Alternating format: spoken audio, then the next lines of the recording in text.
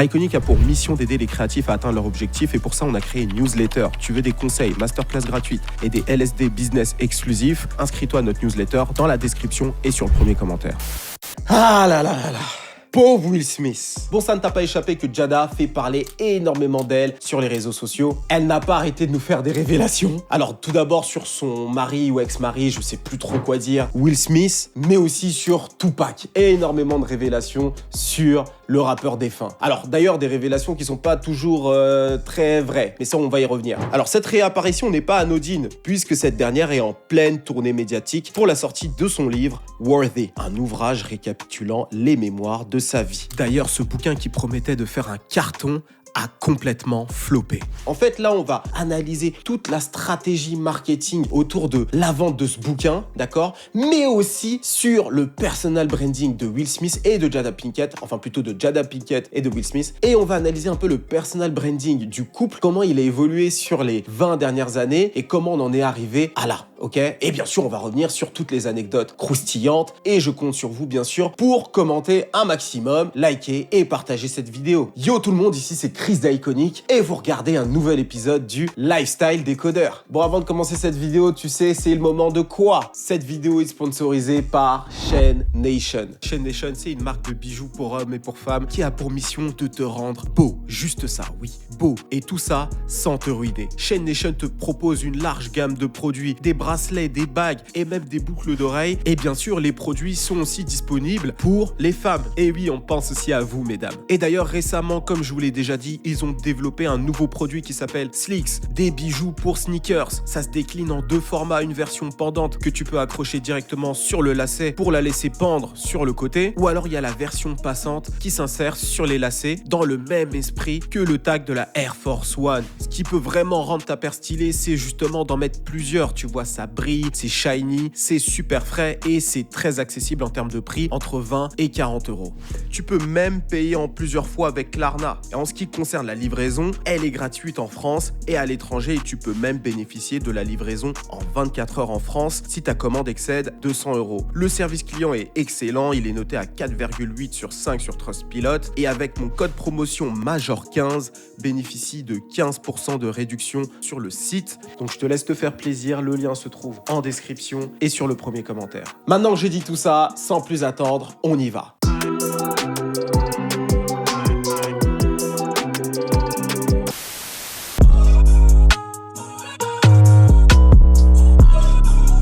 Alors, si tu demandais à la plupart des gens qu'est-ce que le couple Jada et Will t'évoque, la plupart des gens auraient répondu power couple, l'un des seuls vrais couples d'Hollywood, une famille modèle, etc., etc. Et bien sûr, il y a toujours eu des rumeurs comme quoi ils étaient en relation libre ou encore que Will Smith fricotait avec Trey Songz, mais Will Smith a toujours démenti.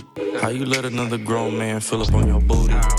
Et en démentissant, ça a toujours maintenu le fantasme autour d'eux. En plus d'être d'excellents acteurs, Will Smith et Jada Pinkett ont bâti un personal branding fort avec un storytelling qui fait rêver. Plus de 20 ans de mariage, une famille soudée, des enfants qui ont grandi sous nos yeux et bien sûr, ils sont riches et célèbres. Le rêve américain. How long have you guys been together? 23 years. Wow. That's amazing. And in Hollywood years, that's 60 years. Everybody, right? Exactly. Wow. How do you keep it hot? How do I keep it hot? Maybe I don't know.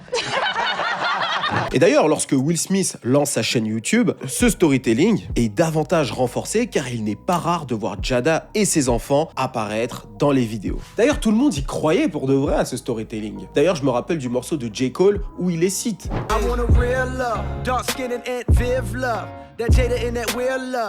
Alors, créer ce personal branding et cette histoire forte, à quoi ça sert exactement? Alors, faut pas oublier une chose, c'est que le couple travaille pour Hollywood. Et le but numéro 1 d'Hollywood, c'est de faire rêver l'Amérique, puis le monde, et ensuite nous faire adhérer à certaines idées. D'accord? Et ici, c'est la famille traditionnelle. Bon, ça évolue un petit peu par la suite. Et ensuite, le rêve américain. En Amérique, tu peux réussir peu importe d'où tu viens. On connaît l'histoire de Will Smith, on connaît l'histoire de Jada Pinkett, et on se dit, waouh, il y a qu'aux États-Unis que ça peut arriver. Deuxième chose, être mémorable aux yeux du public. Si tu poses la question à n'importe qui comme ça, cite-moi un couple qui tienne la route à Hollywood. Eh ben les gens auraient répondu Will et Jada. Comment s'appellent leurs enfants? Willow et Jaden. Tout le monde les connaît. Donc ils ont vraiment fait en sorte qu'on les connaisse en dehors de leur rôle. Et troisième chose, à l'ère des réseaux sociaux, accroître l'attention autour d'eux. Aujourd'hui, c'est la chose la plus importante pour une personnalité publique. À l'ère où justement les gens sont tiraillés par des milliers et des milliers de contenus tous les jours, c'est super important de pouvoir exister sur les réseaux sociaux aux yeux du public. Donc c'est l'attention, ce qu'on appelle aussi le clout, le buzz. Et en plus de ça, n'oublions pas une chose, c'est que tu vas toucher les nouvelles générations. Tu vois, il y a beaucoup d'acteurs qui sont connus, on va dire, du grand public par les plus jeunes, mais c'est qu'à travers certains films. Ou d'ailleurs, tu vas avoir certains jeunes qui ne connaissent pas, je ne sais pas moi, Clint Eastwood. Ok, il est très vieux, je crois qu'il a 93 ans aujourd'hui. Je ne pense pas que ce soit un acteur extrêmement connu par les jeunes générations, parce qu'il a jamais été sur les réseaux sociaux, en tout cas à ma connaissance. Par contre, un acteur comme Will Smith, et d'ailleurs comme Jada, qui prévoit d'être là encore pendant un petit moment, eh ben ils ont besoin d'une présence sur les réseaux sociaux. Donc il faut qu'ils génèrent de l'attention. Et où se trouve l'attention? Sur les réseaux sociaux. Et tout ça a pour conséquence déjà de leur permettre de toujours avoir accès à d'excellents rôles. Mais Will et Jada vont créer un attachement fort avec le public au-delà de leur film. En effet, le succès de leur film ne tiendra plus seulement à la qualité de leurs prestations. En fait, ça va être simplement le fait qu'ils soient dans le film qui va être un argument de vente pour les gens. Parce que les gens voudront absolument les voir eux. La preuve d'ailleurs, hein, Will Smith a enchaîné plein de navets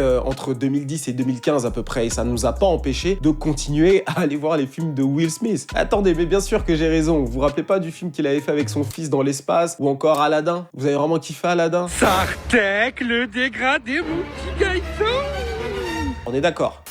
Avoir un personal branding aussi fort que celui de Jada et Will leur permet de développer des projets d'envergure en dehors des films. Ça a notamment été le cas de Jada avec la Red Table Talk en 2018. Un talk show présenté par Jada, accompagné de sa mère et de sa fille. 3 générations, 3 perspectives différentes sur la vie de femme. Le show était diffusé en exclusivité sur Facebook, une stratégie hyper pertinente pour la plateforme qui développait avec Facebook Watch un service de vidéo à la demande. Le but pour Facebook à ce moment-là, c'était de faire un vrai comeback dans la vidéo et de concurrencer davantage YouTube notamment. Les invités, tous plus prestigieux les uns que les autres, venaient s'asseoir à la table rouge pour se livrer sur leur expérience de vie. Cette émission donnait un positionnement presque opraesque à Jada, comme il se devait en fait. Il faut dire que Jada avait justement construit une image, un récit autour d'elle de femme accomplie, avec un homme successful, une famille soudée, plusieurs épreuves dans son enfance, dans son mariage, qu'ils ont dû surmonter. Donc on y croit, nous, à ça. Et Jada semble être la personne parfaite. Et dans le show, Jada était un petit peu comme une espèce de chaman qu'on allait voir pour guérir, d'accord? Heal. I love you. I love you. I'm proud of you. Thank you. All will be well. And I ask that we raise this young lady up with love and kindness. Help her heal, because that's what we do here at the RTT family, no? Et vraiment, on se disait que c'était normal que Jada ait ce rôle. Et pourtant... Entanglement.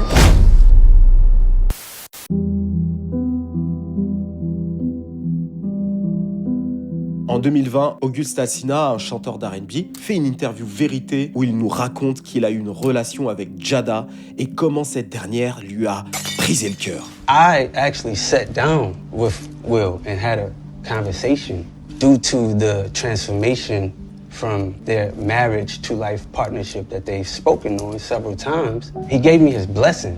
And I totally gave myself to that relationship for years of my life. Alors là c'est un peu un orage dans le paradis. Je sais pas si c'est une vraie expression ça, mais c'était la merde. Communication de crise. Jada doit passer à table. Et quand je dis passer à table, c'est au sens propre du terme et au sens figuré. Jada doit nous parler et nous dire toute la vérité dans Red Table Talk. Donc elle décide de nous faire un épisode avec son mari, juste elle et son mari, où elle nous raconte la réalité de leur relation, qui est catastrophique. Elle nous raconte que non seulement ils ont pris leur distance depuis plusieurs années, mais qu'en plus de ça, elle est allée s'enchevêtrer avec Auguste. Yeah, and then I got into an entanglement with August. Alors là, on tombe des nues. Non seulement elle est allée faire les bails, mais en plus de ça, elle est allée chercher le pote de son fils qui était en dépression pour aller l'entangler bien là comme il faut.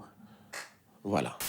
Alors, j'aime pas trop ce terme, mais il y a eu cette image, on va dire, de prédateur que les gens ont voulu mettre sur le dos de Jada. Ça, par contre, je souscris pas du tout. Le garçon savait ce qu'il faisait, d'accord? Mais il y a eu cette image qui a commencé à tourner pour essayer de la descendre au maximum. D'autre part, Will Smith est passé de l'homme le plus cool au monde, qui a inspiré des générations entières d'hommes, au plus gros cocu de la toile. Voilà, on l'a vu chialer une énième fois. L'homme est humilié. À partir de là, il y a eu une véritable cassure avec leur personal branding et tout le storytelling qu'ils nous ont vendu depuis près de 20 ans. On pensait que c'était une famille soudée, donc tous les projets qui pouvaient découler de Jada et de Will devaient incarner certaines valeurs et c'était les personnalités les plus adaptées pour incarner ces valeurs, d'accord? Le personal branding, en réalité, tu vends pas juste une pochette, une personne, tu vends des valeurs, tu vends une histoire et c'est ça qui est important. Et à partir de là, tu vois, typiquement Red Table Talk n'a plus la même saveur en quelque sorte parce que Jada elle-même a besoin d'aller guérir. En tout cas, voir les masques tomber était giga gênant.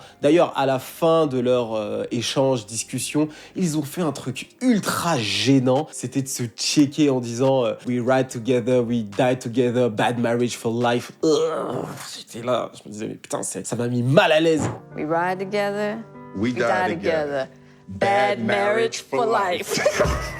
Bref, ils se sont fait défoncer par tout Internet. Jada Pinkett Smith was dead ass wrong. August Alsina, that young man came to her broken, in need of healing, and her response is, I wanted to feel good. I hadn't felt good in a long time, so you slept with him. Never mind how that young man is feeling. You know, you just got to get yours. That is the epitome of toxic behavior. That is a woman leading with the toxic masculine and not the divine feminine. Jada est devenue une véritable succube aux yeux du monde, non seulement pour avoir trompé Will, mais aussi pour avoir profité d'August Alsina. Et en dehors de ça, les gens, donc le public, toi, moi, tout le monde, on s'est senti donc manipulés, voire trahis par leur relation, cette fausse relation qu'ils nous ont vendue. How long have you guys been together? 23 years. Amazing. Après ça, la narrative autour du couple parfait est officiellement morte.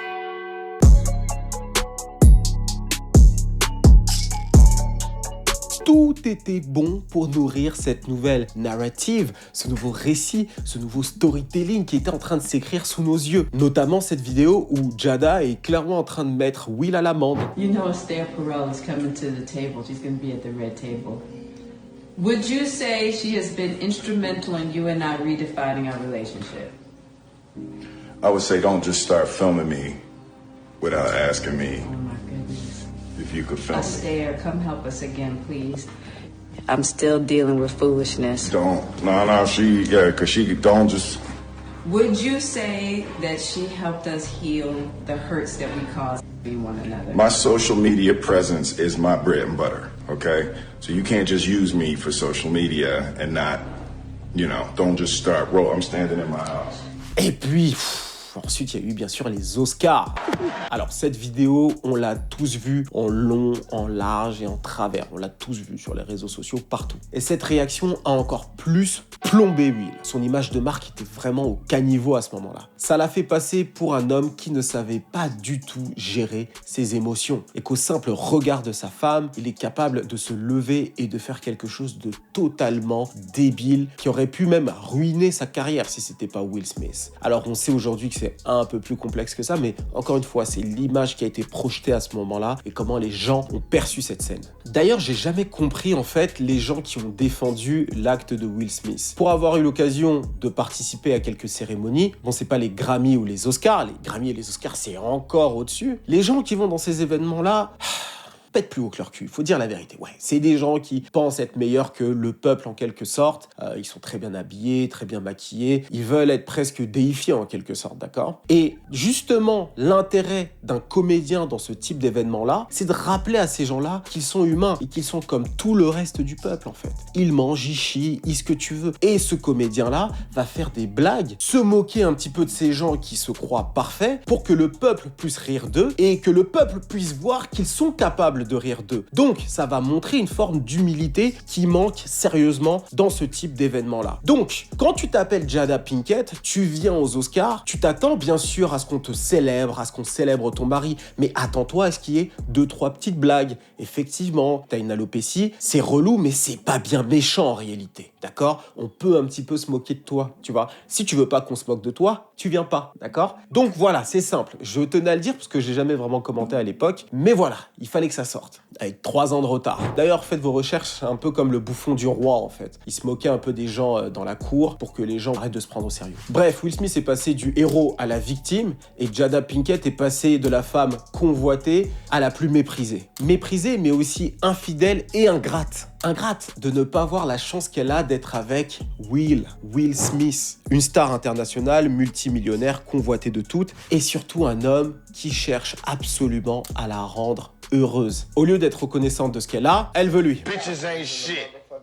We don't love them hoes, and it's like that. Jada Pinkett est toujours amoureuse de Tupac, une narrative qui s'est inscrite dans la nouvelle narrative. Et cette histoire va faire couler beaucoup d'encre ou générer beaucoup d'impressions, car en réalité, c'est une histoire internationale. Une histoire dans laquelle tous les hommes du monde s'en reconnaissent en quelque sorte. Peu importe les efforts du gars bien, il finit toujours par se faire devancer par le bad boy.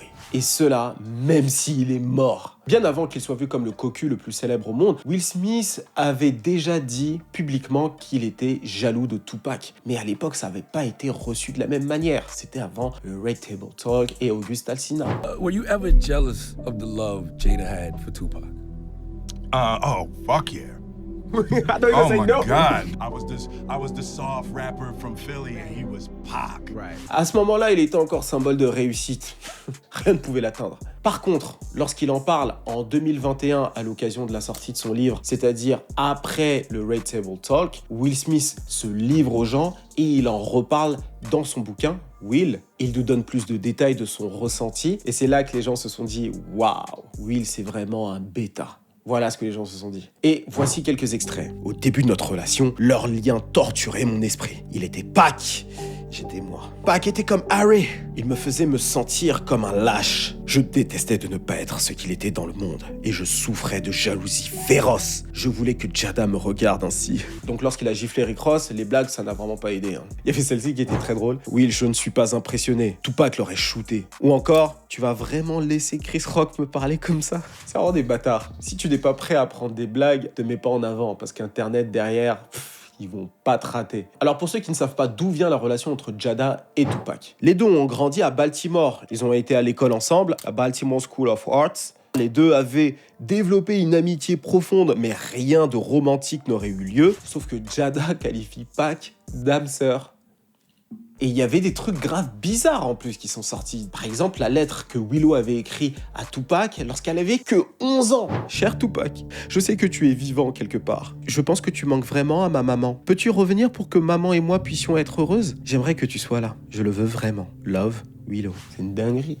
Jada faux momie. Bref. Donc maintenant, on en arrive à Jada et son bouquin, qui est donc sorti début octobre. C'est donc un mémoire dans lequel elle revient sur son enfance, sa carrière d'actrice, sa relation avec Will Smith et Tupac, comme je l'ai dit. Jada Pinkett se lance dans une tournée médiatique pour apparaître dans tous les grands médias américains, que ce soit la télévision, la radio, les podcasts. On peut la voir absolument partout. Alors, ce qui a été intéressant d'observer dans tout ça, c'est la stratégie promotionnelle autour du bouquin. Ça a été très fort.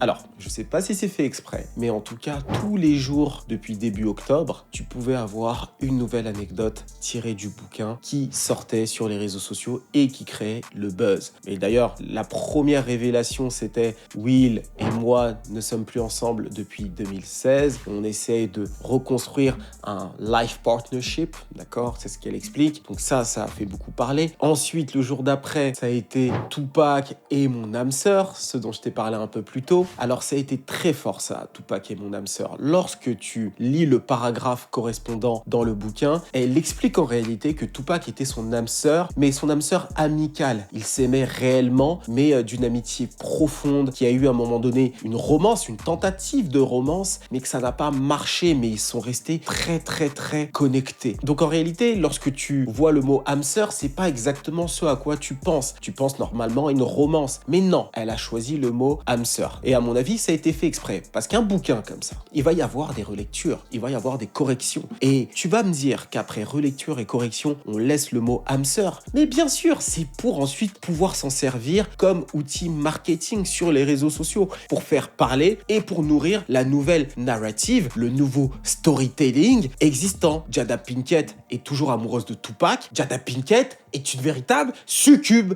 d'accord? Et ça marche parce que finalement, on en parle. Mais dans le bouquin, en réalité, elle était totalement mesurée. Ensuite, le jour d'après, elle dit Tupac a une alopécie. Alors là, on s'est dit ok, arrête, c'est bon. Là, tu nous en dis trop. Vas-y, on n'a pas demandé à en savoir autant. Tu vois ce que je veux dire? On se doutait qu'il avait comme une calvitie. Pourquoi tu nous révèles des bails comme ça? Mais non, on te demande pas autant en fait. J'en parle de ce que tu faisais en tant qu'actrice. Hein, Madagascar 1, 2 et 3. Hein, d'ailleurs, t'étais avec Chris Rock là-bas.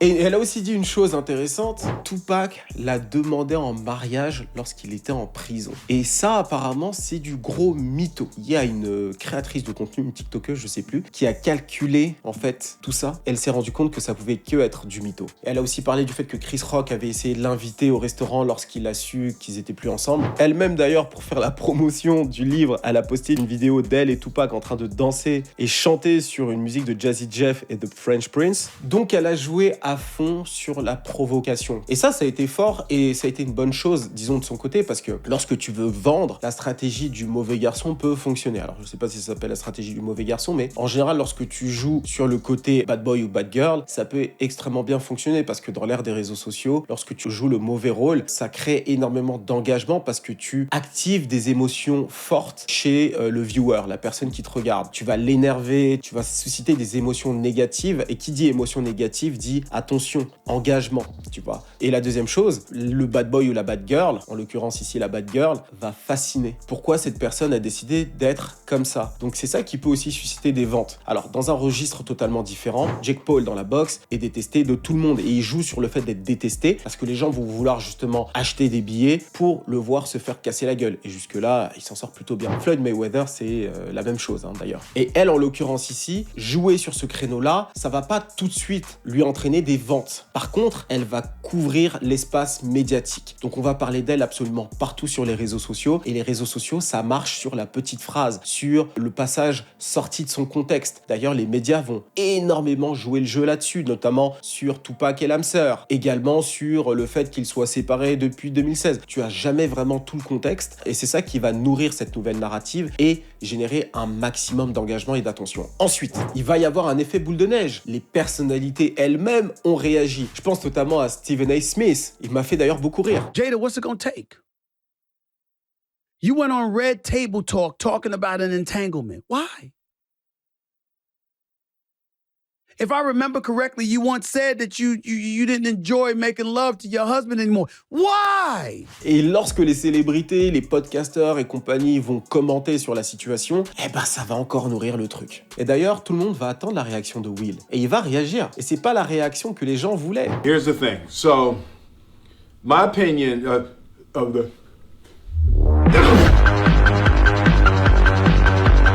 Alors là, il a rien dit, mais il a réagi un peu plus tard, lors de la tournée médiatique de sa femme. Il va prendre le micro, il va dire qu'il est fier d'elle, que c'est sa meilleure amie et qu'il la soutiendra toute sa vie. Donc Will, ça s'arrange pas de son côté. Et pour ce qui est de Jada, tout va dans le bon sens. Et donc, qu'est-ce qui se passe une fois que tout le monde en parle comme ça? Il va y avoir les haters et compagnie. Dans ce cas précis, les haters ne vont pas aller acheter le bouquin, d'accord? Par contre, il y a des gens qui sont un petit peu entre les deux, qui vont tomber sur une interview en podcast de Jada avec leur podcasteur favori, et les gens vont regarder l'interview. En fait, il y a plus de chances que les gens regardent l'interview étant donné tout le bruit qu'il y a sur les réseaux sociaux que s'il n'y avait pas tout ce bruit-là. Donc les gens vont regarder l'interview et en regardant l'interview, ils vont se rendre compte qu'en réalité, dans ce bouquin, il n'y a pas que ça en fait. Jada parle d'énormément de choses. Elle parle, comme je l'ai dit, de son enfance, de son envie de se suicider. Elle est passée par des moments très difficiles. Elle se livre énormément sur plein d'aspects de sa vie et effectivement, elle parle de sa relation avec Will et avec Tupac. Mais ça, il faut aller s'intéresser au podcast. Et peut-être que si tu as regardé regarder le podcast, à ce moment-là, tu auras envie d'acheter le bouquin pour en savoir plus. Malgré toute cette stratégie, le livre de Jada Pinkett serait un véritable flop. D'après Statista, le livre Worthy s'est classé à la 81e place de la liste des best-sellers d'Amazon Books. Il n'a même pas réussi à figurer parmi les 100 premiers du classement des livres électroniques sur Kindle, et pareil pour les autres sites de vente de livres populaires. Bien qu'elle ait bénéficié d'une promotion hors du commun et qu'elle a fait parler d'elle partout sur Internet, cela n'a pas suffi à vendre son bouquin.